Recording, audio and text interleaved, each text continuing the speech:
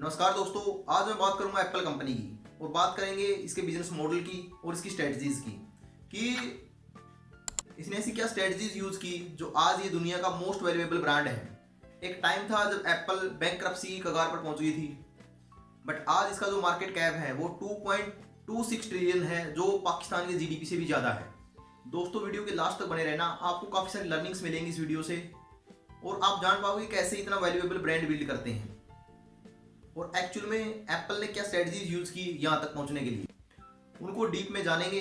दोस्तों, Apple company की शुरुआत होती है 1976 में। स्टार्टिंग में इसके 3 फाउंडर थे, स्टीव जॉब्स थे, स्टीव वोजनाइक और रेनोल्ड वाइन। जो कंपनी के तीसरे फाउंडर थे, ये कुछ टाइम बाद $800 में अपने शेयर बेचकर कंपनी से निकल जाते हैं और फिर 1980 में कंपनी अपना आईपीओ लेकर आती है। बड़ा ही सक्सेसफुल रहा इनका आईपीओ और कंपनी धीरे धीरे ग्रो कर रही थी। दोस्तों, जो वो टाइम था, उस टाइम पे बड़े बड़े कंप्यूटर होते थे और जो आईबीएम जैसी कंपनी है वो प्रोड्यूस करती थी और उन कंप्यूटर्स को पर्सनली अफोर्ड करना बड़ा ही टफ था। एक्चुअली एप्पल इसी मिशन के साथ शुरू हुई थी कि हम हर घर में पर्सनल कंप्यूटर पहुंचाएंगे अफोर्डेबल प्राइस पर, और इसके साथ ही उनको बड़ी ही सक्सेस मिल रही थी। बट कुछ टाइम बाद इंटरनली एग्जीक्यूटिव्स का आपस में कॉन्फ्लिक्ट हो जाता है और स्टीव जॉब्स रिजाइन कर देते हैं कंपनी से और फिर वो एक अलग से कंपनी की शुरुआत करते हैं नेक्स्ट कंप्यूटर के नाम से, और वो दिन रात एक कर देते हैं और नेक्स्ट कंप्यूटर्स को प्रॉफिटेबल बनाते हैं। एक्चुअली नेक्स्ट कंप्यूटर में इन हाउस सॉफ्टवेयर डेवलप किए जाते थे।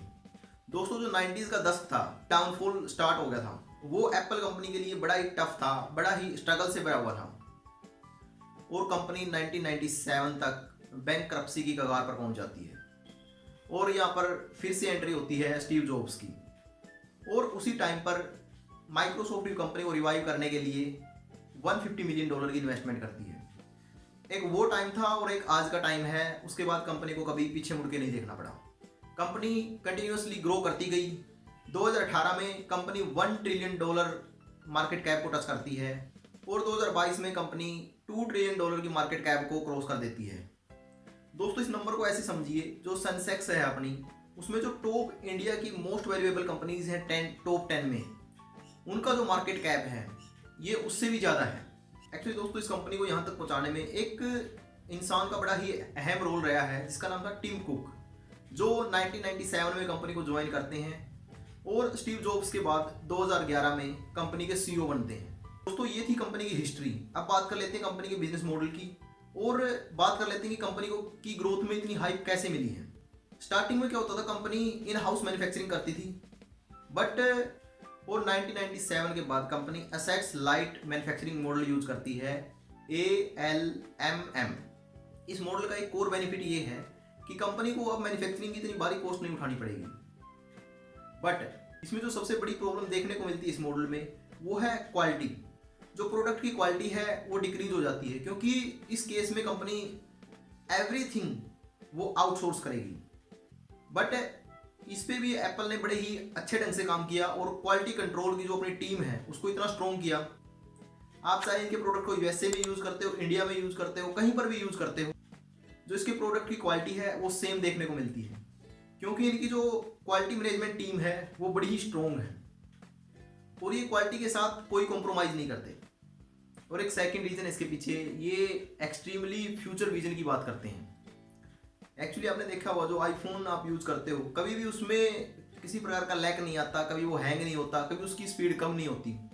ये इनोवेशन पर ज़्यादा ध्यान देते हैं और उस चीज़ को एनालाइज करके वो पहले से ही उसको सोल्व कर लेते हैं। आपने देखा होगा, जो अदर कंपनीज हैं उन्होंने कितने सारे मॉडल्स निकाले हुए हैं अपने फ़ोन के, बट अगर आप एप्पल कंपनी की बात करते हो उनके कंपैरिजन में, तो आपको देखने को मिलेगा कि इन्होंने कोई 10 से 12 मॉडल्स ही निकाले हैं और जो कंपनी का जो हाफ से भी ज़्यादा प्रॉफिट है वो आईफोन की सेल से आता है। और एक अनदर रीज़न है इसकी ग्रोथ के पीछे, इनकी जो मार्केटिंग स्ट्रेटजी है वो इतनी स्ट्रॉन्ग है कि ये जो प्रोडक्ट लॉन्च करने से पहले उसकी हाइप क्रिएट कर देते हैं। इनको पता है कि कैसे प्रोडक्ट को सेल किया जाता है। एक्चुअली इन्होंने अम्ब्रेला मार्केटिंग स्ट्रेटजी यूज़ की है, उसके अंडर ही, उस सीरीज़ के अंडर ही ये फ़ोन निकालते जा रहे हैं, जैसे आईफोन 3, 4, 5, 6, 7। एक्चुअली अपने प्रोडक्ट को लाइफस्टाइल से जोड़ते हैं, ना कि ये प्रोडक्ट की कैटेगरी में रखते हैं। जैसे स्टीव जॉब्स कहते हैं, sell dreams not a product. अगर एप्पल के केस में देखते हैं तो एप्पल का हर फ़ोन में इतनी ही हाइप बनती है, बट अदर कंपनीज़ की अगर आप फ़ोन की बात करते हो तो उनका इतना पॉपुलर फ़ोन कोई कोई होता है। और एप्पल की एक और ख़ास बात रही है, जब भी ये किसी चीज़ को इंट्रोड्यूस करवाते हैं उसको यूज़ करना बड़ा ही ईजी होता है। उसके अंदर कोई भी कम्प्लेक्सिटी नहीं रखते ये आउट ऑफ द बॉक्स सोचते हैं और फ्यूचर पर इनका फोकस ज़्यादा रहता है। और एक जो सक्सेसफुल ब्रांड है वो क्वालिटी और इनोवेशन पर ज़्यादा फोकस करता है, और वही इन्होंने किया और प्रूव कर दिया इन्होंने आज के दिन मोस्ट वैल्यूएबल ब्रांड बनकर। कभी भी एप्पल अपने फ़ोन को या फिर अपने किसी भी प्रोडक्ट को किसी भी अदर कंपटीटर से कम्पीट नहीं करता। इसके पीछे इनके जो माइंड की साइकोलॉजी है वो है कि ये मानते हैं कि इनका कोई कंपटीटर है ही नहीं मार्केट में, और ये अपने जो ओल्ड वर्जन है उसके कंपैरिजन में उन्होंने कैसे अपने आप को अपग्रेड किया है और वही ये कस्टमर को दिखाते हैं। एक्चुअली जो एप्पल का रिपीट कस्टमर है वो काफ़ी ज़्यादा है। एक्चुअली जो एप्पल ने जो कस्टमर का जो माइंडसेट है वो लाइफस्टाइल से जोड़ दिया है। अगर किसी के पास आईफोन 13 है और 14 लॉन्च हुआ है अभी, तो वो सोचता है कि ये पुराना हो गया है, अभी मुझे 14 के साथ जाना चाहिए। ऑल्दो उसका जो 13 है वो बड़ा ही सही चल रहा है, स्मूथ चल रहा है, कोई प्रॉब्लम नहीं है उसके अंदर, फिर भी वो मूव करता है 14 की तरफ। जो भी सक्सेसफुल ब्रांड्स हैं उनमें एक बड़ा कॉमन सा रीज़न देखने को मिलता है, ये मिस्टेक करते हैं बट उसको कभी रिपीट नहीं करते। जो भी बड़ी बड़ी कंपनीज़ हैं वो यही करती हैं। एक्चुअली कुछ कंपनीज़ में तो ये कल्चर भी बिल्ड हो चुका है कि आप मिस्टेक करो और उनसे सीखो, बट वो अगेन नहीं होनी चाहिए। कुछ कंपनी इसको फंड भी करती हैं, जैसे टाटा जैसी कंपनी, वो अपने एम्प्लॉयज़ को कुछ फंड देती हैं कि आप एक प्रोडक्ट पर काम करो सिर्फ फेल होने के लिए। आज के दिन जो एप्पल सर्विस ऑफर करता है, आई क्लाउड है, टीवी है, म्यूज़िक है, एप्पल पे है और गेम्स हैं। और दोस्तों आज के दिन एप्पल वर्ल्ड का मोस्ट वैल्यूएबल ब्रांड है अकॉर्डिंग टू फोर्ब्स। एप्पल की जो सेलिंग पॉलिसी है, एक्चुअली एप्पल फोकस करता है अपने यूवीपी पर। ये क्या होता है? Unique value proposition. इन्होंने अपने कस्टमर के माइंड में एक वैल्यू क्रिएट कर दी है अपने ब्रांड की। अब उनको ये नहीं लगता कि जो वो प्राइस पे कर रहे हैं वो एक प्रोडक्ट के लिए काफ़ी ज़्यादा है।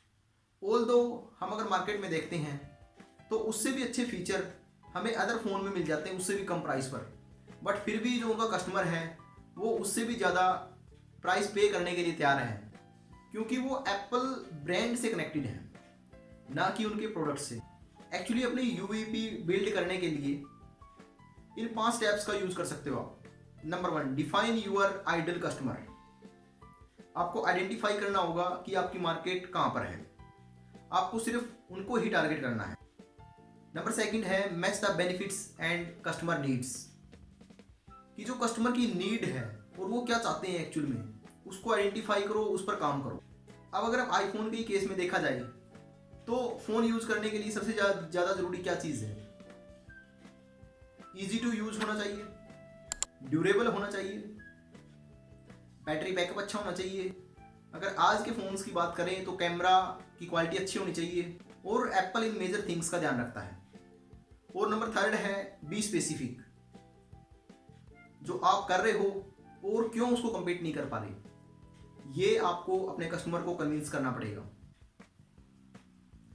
अपने कस्टमर्स के माइंड में एक यूनिक वैल्यू बिल्ड करनी पड़ेगी।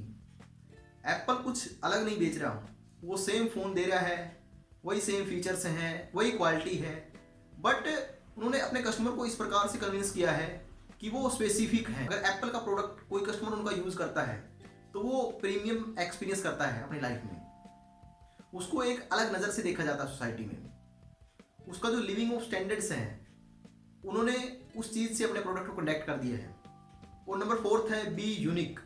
जैसे एप्पल के केस में हम बात करते हैं, जो एप्पल का ISO ऑपरेटिंग सिस्टम है कोई और यूज़ नहीं कर रहा, ये इन्होंने इन हाउस बिल्ड किया था और इनका पेटेंट सिर्फ इनके पास ही है। अगर आपको ISO ऑपरेटिंग सिस्टम यूज़ करना है तो आपको एप्पल का ही प्रोडक्ट यूज़ करना पड़ेगा। और फाइनली आता है टेस्ट यूअर वैल्यू पोजिशनिंग, कि आपने जो पोजीशन क्रिएट की है कि आपके अकॉर्डिंग वो क्रिएट हो पाई है। और ये थी कुछ बिजनेस स्ट्रेटजीज जो एप्पल यूज़ करके आज इतना बड़ा ब्रांड बना है। दोस्तों अब मैं उन 7 प्रिंसिपल्स की बात करूंगा जो स्टीव जॉब्स ने यूज़ किए हैं एप्पल कंपनी को बिल्ड करते हुए, और जो उनकी पूरी लाइफ है उनकी लर्निंग्स बताती है इन 7 प्रिंसिपल्स के थ्रू। नंबर 1 है do what you love. Steve Jobs कहते हैं कि जिस चीज़ से आप प्यार करते हो सिर्फ वही कीजिए। इससे क्या होगा, आपका फोकस ज़्यादा होगा उस काम पर। अगर फोकस ज़्यादा होगा तो आप उस काम के डेप्थ में जा पाओगे। अगर डेप्थ में जाओगे तो उसको एनालाइज कर पाओगे और उसमें नई नई अपॉर्चुनिटीज़ को आइडेंटिफाई कर पाओगे और उसको अच्छे ढंग से इम्प्लीमेंट कर पाओगे। और जो वहाँ से निकल कर आएगा वो नया होगा और फैंटेस्टिक होगा और डिफरेंट होगा। और सेकंड वो कहते हैं put a dent in the universe. जो भी आप काम कर रहे हो उसको इस ढंग से करो कि उसकी छाप छोड़ कर जाओ आप। और नंबर 3 है मेक कनेक्शंस। और नंबर 4 कहते हैं से नो टू 1000 थिंग्स। अदरवाइज जैसे आपने कहावत सुनी होगी कि 2 नावों में सवार होने से इंसान कहीं पर भी नहीं पहुंचता। अगर आप फोकस करके काम करते हो तो आज नहीं तो कल सक्सेस आपको डेफिनेटली मिलेगी। और नंबर 5 है क्रिएट इंसेनली डिफरेंट एक्सपीरियंसेस। जो भी आप काम कर रहे हो उसको दिल और दिमाग से पूरे फोकस के साथ कीजिए, आपको एक दिन कामयाबी जरूर मिलेगी। और नंबर 6 है मास्टर द मैसेज। इसको मैं सबसे इंपॉर्टेंट भी मानता हूँ। क्यों?